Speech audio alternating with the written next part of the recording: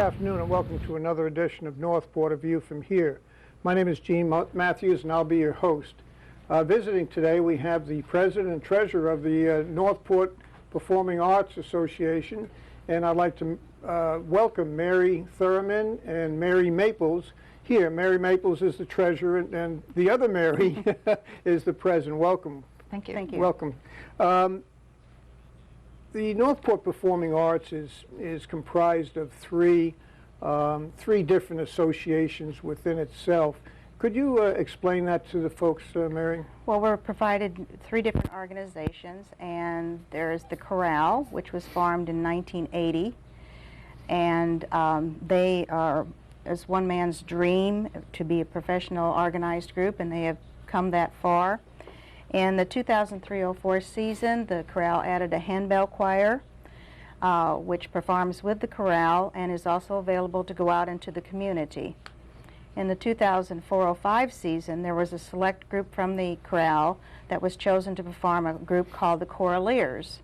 And they do music from the Broadways to the classical to folk music and all that the different venues of music. And they are also available to go out into the community to perform. Their holiday concert coming up will be Holiday Festival, and that's going to be on December 10th. It's a Saturday at 7 p.m. The other organization that was formed after that was the orchestra, and that was formed in 1983. And that was a founding member of the Northport Performing Arts Association, and they have been active in many civic and educational efforts. The orchestra concert for December will be on the 11th, which is a Sunday, at 3 p.m. The chorale will be joining them for that concert, and their new concertmaster they have this year is Katie Radford, and she will also be playing a solo from Schindler's List. And then they have, in their upcoming, they'll do some audience carol singing, and then we're going to be, of course, doing Tchaikovsky's Nutcracker Suite. The coming season, they will have Joyce Valentino on piano and Mike Markovich on jazz piano, and they will be performing with the orchestra. The third group, which is the band, which was formed in 1986, was 7 people, believe it or not. And I think they played in a gazebo. At this point, we are 80-plus members, so that group is really, really growing. They were the lead band at the premiere performance of the Northport High School Performing Arts Center. The band will perform their patriotic concert, which is called Red, White, and Beautiful. Okay, and that will be on Thursday, November 12th at 7 p.m. Some of the highlights coming up in the band concerts will be a piano soloist by Gail, I think it's Kelbanoff, and soloist Valerie Sneed. The band gives concerts once a month through April. And all of the three organizations are always looking for new members. And that's how the three organizations have come, the three that are working there now. And Mary Maples. Yes. Right. You know, as I remember, you know, these groups were doing pretty well individually, you know, years ago. Why did they all come together into one organization? Basically because the Performing Arts Center was built, and they came together to furnish and manage the music suite, which the city paid for to be built on the campus of the new high school, and that took some organization and cooperation, which wasn't necessary before. And then we've also joined together to present a concert series. You can buy season tickets now to all three of the organizations. And how does the association help all the three different groups? It manages the music suite, which means it pays for the electricity, it pays for the custodian. We provide a sound technician for each of the concerts. They have developed the program booklet and dealt with the advertisers and the information that is in there. And then they also act as a financial agent to collect all the monies from the ticket sales and then disperse them to the individual organizations.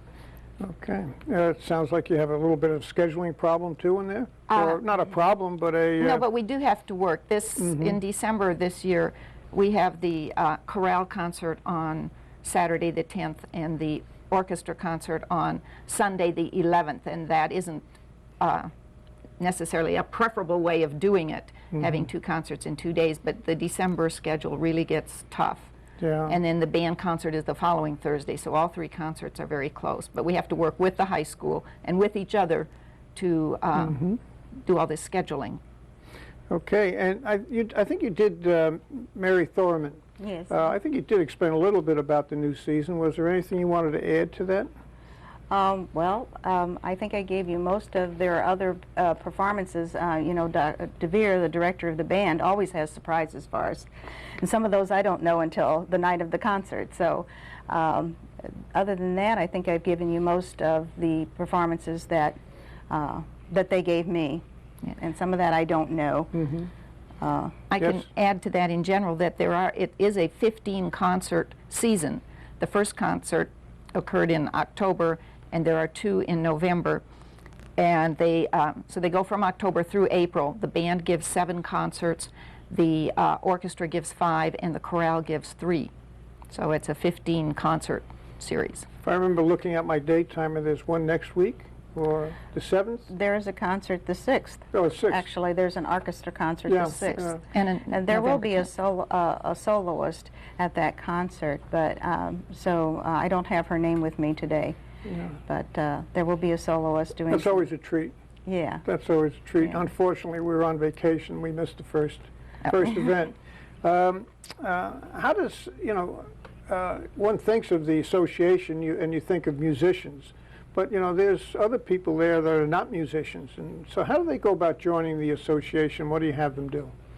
Well, most of the time they will contact people from the different organizations. And I think we have that, the contacts for the chorale. I think we have those on our board. And then we have, that would be Patricia Prinzel. The contact for the band would be Jolene O'Brien. The contact for the orchestra would be Doris Johnson. Also the orchestra, which I don't think we have, and has a website, and it's Northport Orchestra, TNC. I'm sure exactly net something. Is it on there? We think we have the information up on the board now. And also, if you know what night they're rehearsing, you can come in and talk to the director and bring your instrument, and we welcome many, many people. Okay, when you join an association or a group like this here, you bring a certain talent or an ability to that group, whether it's ushering or playing a trumpet or something else, but there's also an element of fun. What do you all do to enjoy yourself? Mary Maples. Well, I belong to the chorale, and so the fun is in singing, but you meet a lot of interesting people. Mary belongs to the chorale, the orchestra, and the band, so she's involved in all 3 of them. But you get to meet a lot of people, and it calls on your organizational skills as well. I have gotten very involved and sometimes spend as much as 20 hours a week out at the Performing Arts Center doing the various things I've gotten involved with. Okay. And with that, we'll be back in a few moments. Have you seen Northport lately? Take a minute and take a look.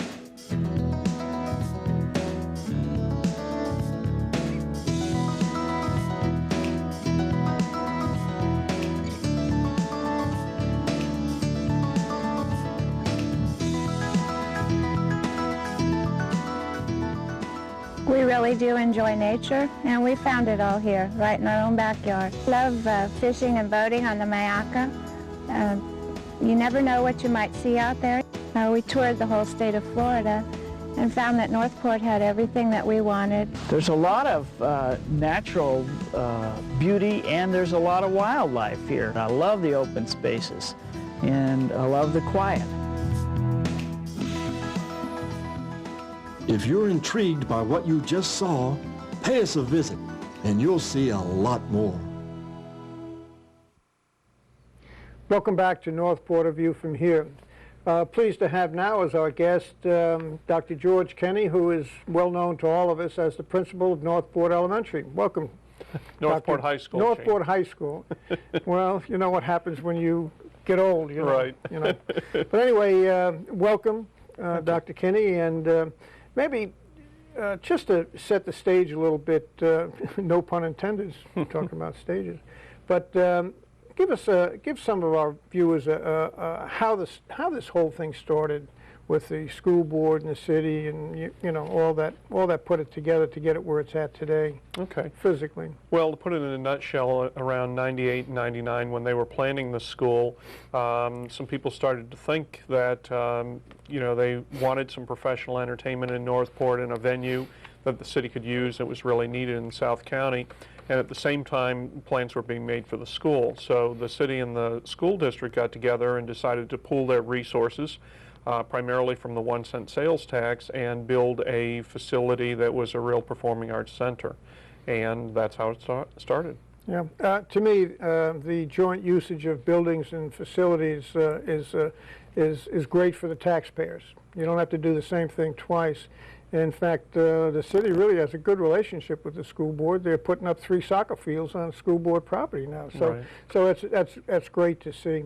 We had the 2 women from the Northport Performing Arts here before, talking about the band and the orchestra and their chorale. But you do a different program, right? And Yes. what's it called, and explain it to us. Well, when we opened in 2001, we started the Season of Stars, and that was to bring some professional entertainers into the community.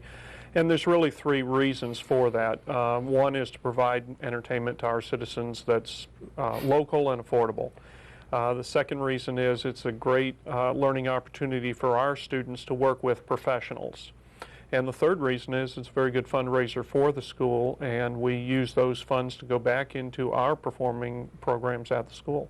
Do the students work in the production of these shows that come in, or? Yeah, they do.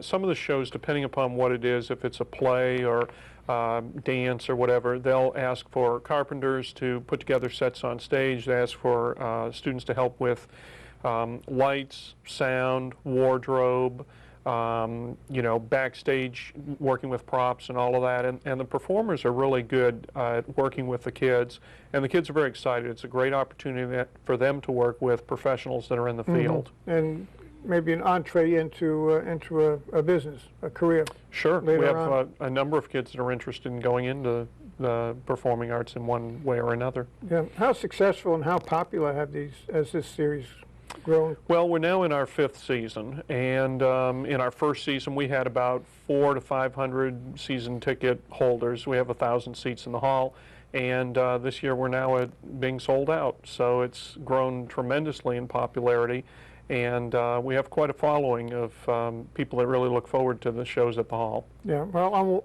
my wife and I are 2 of them. True. So, you know, we come to most everything there. And how do you go about selecting, you know, the entertainment that comes here? Well, actually I do that because my background is in music, and I enjoy putting together those shows. It really doesn't take me very long to do it, and I have 4 different agencies that I work with. And basically I'll call them and say, who do you have that's traveling through the area that has an open night? And we're right off from 75 for anybody that's traveling from, say, Tampa to Fort Lauderdale and so on. And since we can have a show any night of the week, it's pretty attractive to those people, and we get a good deal on it. So it's a win-win situation all the way around. Okay, so you're kind of squirreling yourself in there, just getting in there and benefiting. Right. We kind of fill in for them for open dates, and then we can shop among who's coming down Down the highway. 75. Yeah. There you go. Way to go. Entrepreneurship, I love it. I love it. I don't know if it's a secret or not, but what do you have lined up this year? Well, I'm glad you asked. Why did I? We have a little bit of country, a little bit of rock and roll, and that's a show for Patsy Cline and Elvis Really? show. Type. Type. Elvis isn't going to show? No. Okay. We have the Calgary Fiddlers, and they're from Calgary, Canada, and they perform 1 week every 3 years in Florida, and we were able to get them for our series. That sounds different. Yeah, they're going to be exciting. We have the Limelighters. We have the John Davidson Show, and we had John Davidson a couple of years ago. Everybody loved that. Yeah, yeah. So they're very excited about him coming back. We have the Abe Gard Orchestra, which is a big band. And the final show will be Joey D's Pure Platinum, and that's Joey D of the Starlighters. Oh, so sounds like a very well-rounded and different menu this year. Yeah, we try and do a variety of things, Yeah. and you know, a little bit of something for everybody. Yeah. You know, you were talking before about being sold out with season. Suppose, you know, I have people down from up north and they want to go visit. Go with us to the show. How do we get them a ticket? Well, what we normally do is with our season ticket people, if they're not going to be at a show that night and they want to donate their tickets back to the school for that evening, then we'll resell that seat. And that's a nice, you know, little bit of additional revenue for us, and it allows people to bring some guests if they have people in town. Yeah. And our patrons have been very nice about that. Okay, so for anyone listening out there that has tickets and they're not going to attend, just phone the box office, let them know, even the night of the performance, True. and then perhaps we'll be able to resell them and the kids can benefit. Right. Okay, that's a deal. This auditorium is not just for, you know, this type of event. What about the kids and your drama programs, and what are we doing there? Well, we have a very big drama program at the school. We have 2 full-time teachers. We have a full-time dance teacher, orchestra, and band. And we make great use of it. This past week we had an orchestra and chorus concert. We've already hosted district drama one-act competitions. We've twice previously hosted the state high school band concert competition. So we make a lot of use of the hall for the students, and we also have a lot of groups where they're performing for festivals, for high school festivals that we've hosted. So it's very busy. And it's getting our name known across the Florida? Oh yeah, absolutely. Or further? Further than that. Further than that? Went all the way to Calgary. Well, the proceeds from the tickets, how is that used? Well, the proceeds from the Season of Stars specifically, we roll back into the arts programs at the school. So if it's art supplies, if it's photography equipment, if it's sheet music or guest artists to come in and do master classes for dance and so on. So it all goes back into the programs at the school to enhance what's there.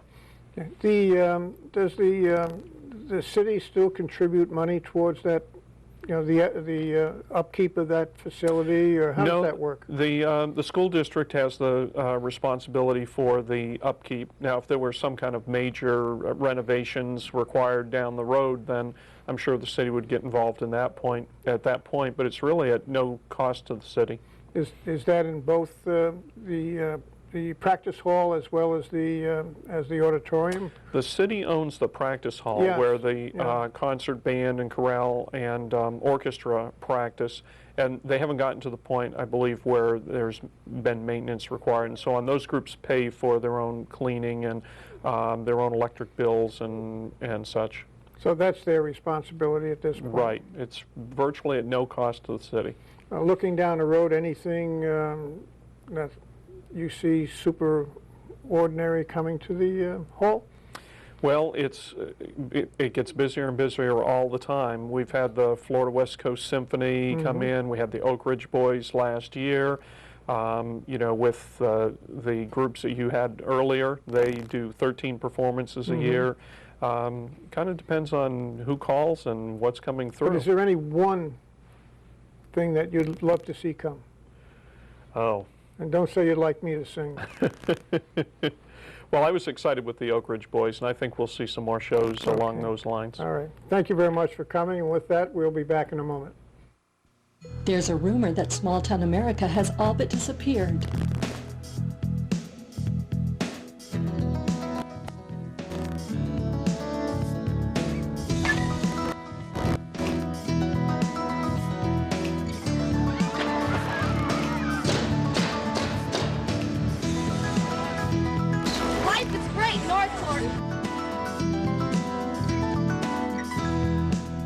Northport is the last Mohican.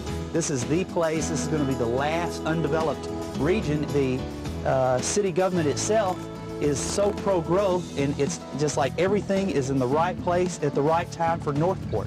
They're very open-minded, they're very honest, and they're very fair.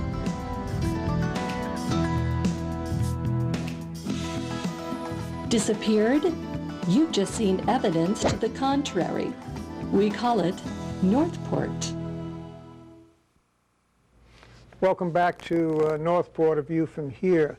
And we have another visitor with us from the Performing Arts Center, and that's Jim Thiel. Jim, welcome. Thank you. And Jim was part of the original formation of the Friends of the Performing Arts Center, if that's the correct name. But now we're into a different setup and everything else. Maybe you give us a brief history of how you formed up even before the place was built, and give us a little history of that. I'd be happy to. First, I need to correct you. I was not one of the original people. I was incorporated into the group by Bill Clowney. Bill Clowney, yeah. Last year's Northport Man of the Year. Mm-hmm. Originally, the group started with two separate groups. Karen Arlington, who's part of the JMAB board, and Bill Clowney, each had separate groups. And then along the way, when the Performing Arts Center was ready to really get moving, they decided to put these two bands of people together, and Bill Clowney then decided, they decided that Bill Clowney would be the leader of what we called at that time the Friends of the Performing Arts Center. Mm-hmm. In the interim, about 2 years ago, Bill Clowney kind of recruited me to come in and be part of the group, which I was happy to do. And being the sly little dog he is, he got me all the way to the top and convinced me to go ahead and take over the leadership, become chairman of what we now call the society. And that name came around by one of the people in our group, actually your neighbor, Mina and Don Sundin. Sundin. Don Sundin came up with the idea that, look, you know, if we're not going to be the Friends, let's be the society. So we passed that information along to the group, and everybody agreed, so that's how we became the society. Okay, now we know that George Kenney puts on plays and all that good stuff. Yes. And the other organization puts on band and orchestra performances and chorale performances. Yes. What do you all do? Well, we're actually the integral part of the whole operation because we're the mud that makes it stick together. We do the ushering. We are also involved with the emergency response. We are involved in the ticket booth. We are involved with the recruitment of ushers and what have you. We are there for every performance, whether it be a major or a minor. So we are there all the time. And how many members do you all have? Right now we're running at about 170.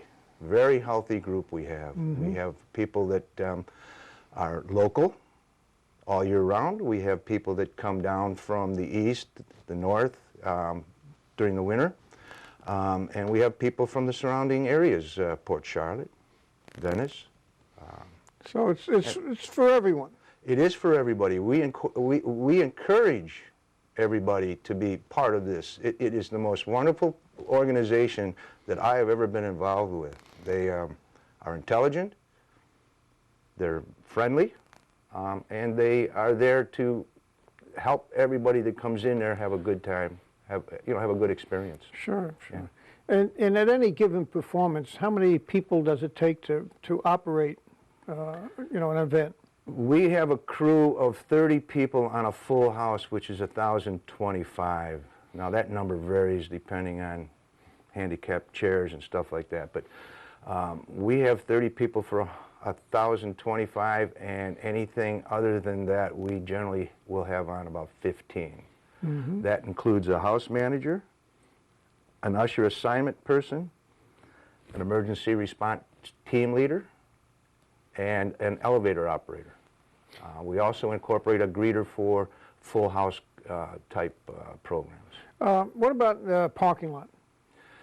Or is that part of the society, or is that an aside? Are you referring to the Attendants out there that are directing? Yeah, we stopped doing that because it became too much of an insurance problem.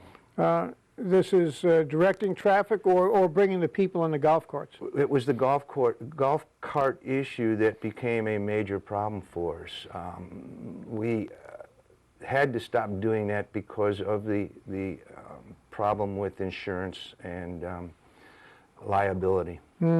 As far as directing traffic in the parking lot, generally the police league offers their kids, and sometimes the ROTC will do it, yeah. Oh, okay. But we try to keep our people out of the parking lot these days. Yeah. How has the membership grown over the years? Well, we have a drive every year. We have an open house that we advertise and bring in people. But our the biggest way we bring people in is that we'll sit a couple of our people down at performances at a table, and we'll just ask for people to come volunteer. Information, they fill out a form, which is necessary, and we get most of our volunteers that way. Word of mouth, friends of people that volunteer, and that sort of thing. Right now, anybody that is interested in volunteering, the best way to do that would be to come to the ticket booth, come to a performance, ask one of our volunteers for a form, an application, and we would be happy to bring in anybody, any new people. Is there a phone number that you know offhand? The box office phone number is 426-8479, and you can get information there. But really, you need to be on hand to sign an application. Applications over the phones only work to a certain degree. There's other information that needs to be done. You need to be put into the high school PAL system, which is, you have to be in the computer system, which I understand is designed by law.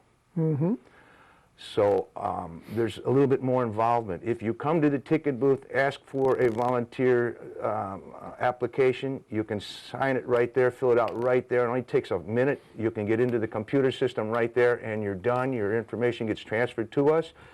We will call, welcome you, put you on a team, and all you do from that point is wait to be called. Now, aside from the shows, when is your meeting, and what do you do with these meetings? We, our executive board meetings our meetings are the third Tuesday of every month at the Music Suite. We do our executive board meetings from 6 to 7, and from 7 to 8:30 we have a meeting with the whole group.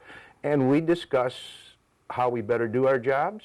We discuss problems that we have. We discuss what we need to do to better facilitate our time there. We discuss when we're going to have our appreciation dinner. I'm sure you do some training, maybe? Informing people of changes and rules and regulations? We do that on the job all the time. We started something this year at our open house. We tried to do a training program all at one time, and it was very successful. And we'll continue to do that. It's so hard to train when you get a full schedule. We did over 95